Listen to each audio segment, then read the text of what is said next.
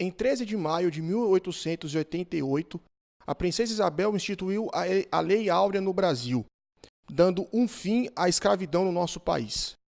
131 anos depois, ainda vemos os reflexos deixados por essa lei nos mais diferentes âmbitos da nossa sociedade, sejam eles profissionais, ideológicos ou políticos.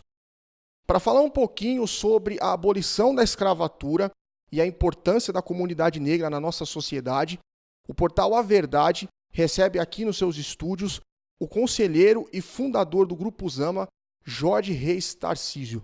Tudo bem, Jorge? Tudo bem. Vamos falar um pouquinho sobre a Lei Áurea. Como que foi o impacto da Lei Áurea na época em que ela foi promulgada pela princesa Isabel?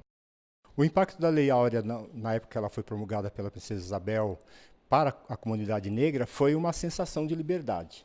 Porém, essa sensação não durou muito quando viram que, naquela época, para que você fosse realmente liberto, você precisaria ser incluído. E essa inclusão não aconteceu.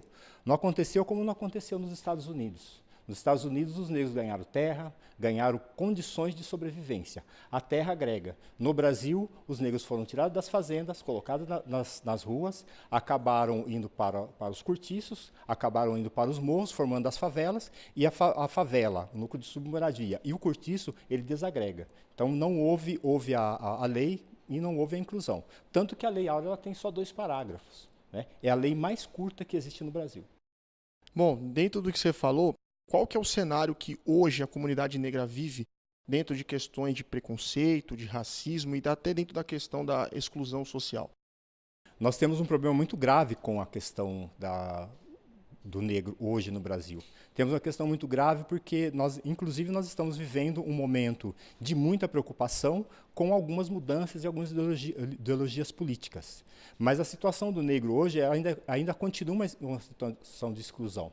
Você tem muito poucos profissionais de alto gabarito de visibilidade em alguns postos. Você tem muito pouco negro assim, no setor de poder. E aí você fica numa deficiência muito grande para caminhar, para adiantar.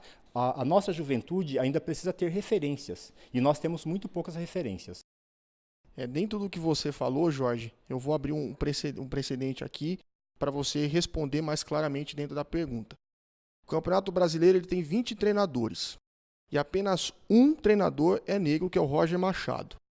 Por quê? É claro que o esporte é um exemplo, mas por que em outras profissões a gente não tem os negros em profissões de alto gabarito? Nós podemos citar várias profissões.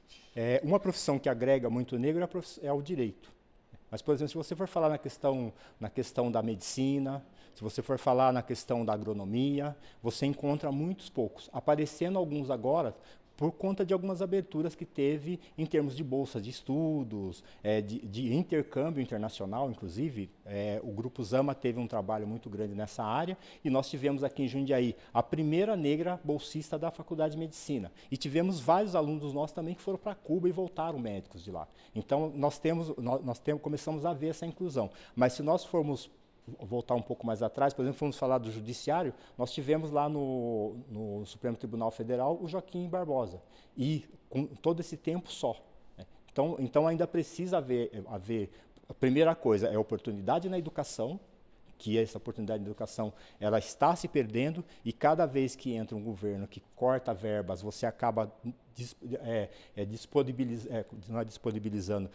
despropriando os negros de entrar. Cada vez que entra um governo que acha que um projeto como o ProUni, como o FIES, ele precisa ser barrado, você acaba tirando a oportunidade dessas pessoas, e aí você diminui ainda essa condição do negro chegar. Mas a gente acredita ainda que precisa essa questão. Como a visibilidade na própria imprensa, por exemplo. Hoje nós temos algumas referências que nos orgulham.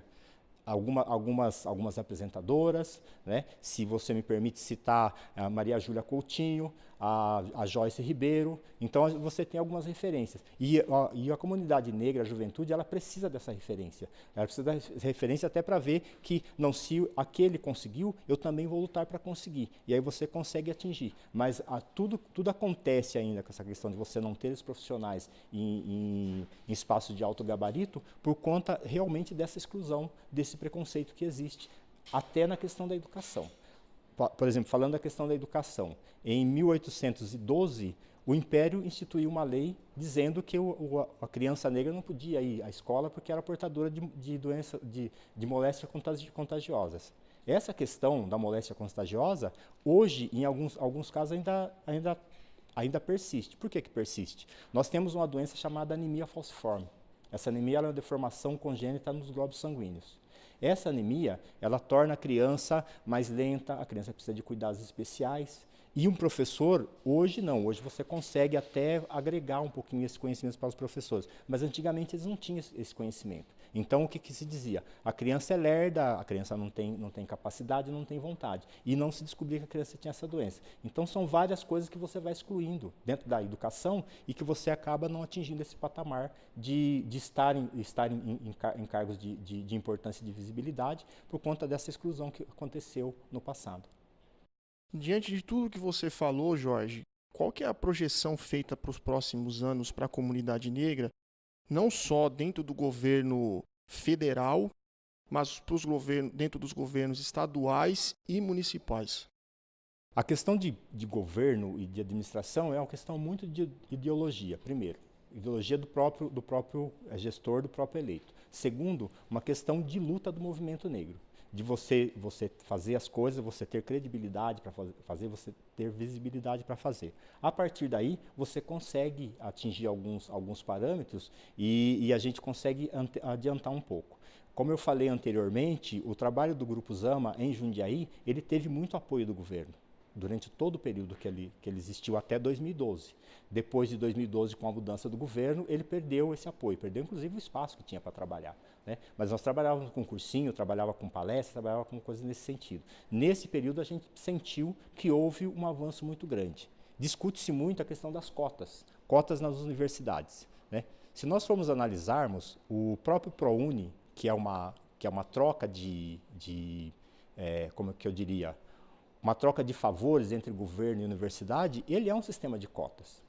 Ele é um sistema de cotas por quê? Ele prioriza o aluno da escola pública e ele dá uma grande ênfase para o negro, que tá entrando na escola privada, né? Então ele dá essa oportunidade. E com essa oportunidade, a gente espera que uma projeção para daqui mais 10, 15 anos, a gente tenha melhor visibilidade do negro nesses espaços de poder, nessas profissões de mais relevância.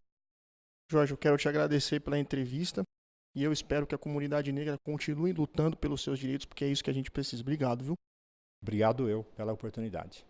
Gente, para finalizar a entrevista, eu quero voltar um pouquinho na fala do Jorge e falar uma frase do líder americano negro Martin Luther King.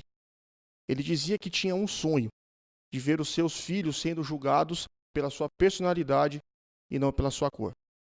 Muito obrigado a todos e até a próxima.